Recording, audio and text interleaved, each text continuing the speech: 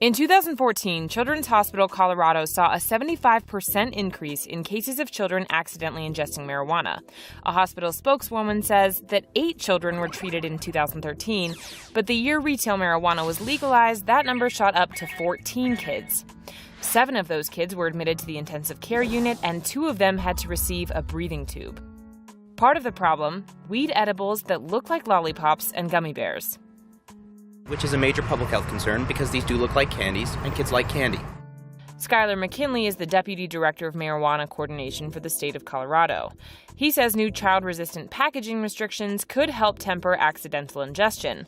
But anti-pot campaign's Smart Approaches to Marijuana suggests that candy accidents are just a side effect of a broader problem. Any child product you can name has been infused with marijuana. And the message that sends to a child is it's harmless, it's fun, and that's how they're targeting them. So the concern here is that in much the same way Big Tobacco used Joe Camel to hook kids in the 80s, the commercial marijuana industry is using candy to reel in young people despite their strict advertising laws. And indeed, 89% of Colorado high schools reported higher cases of weed possession between January and June in 2014, a fact that doesn't surprise Bob. We've actually commercialized drugs before in tobacco and alcohol, and we hopefully can learn lessons from the mistakes we made then. And commercializing another drug is not the solution.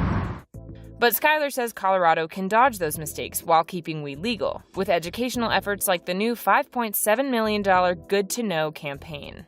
There are safe ways to consume this, just like there are safe ways to consume alcohol. You need to follow that if you don't want your kids getting into some trouble here. And that's the conversation we're trying to start.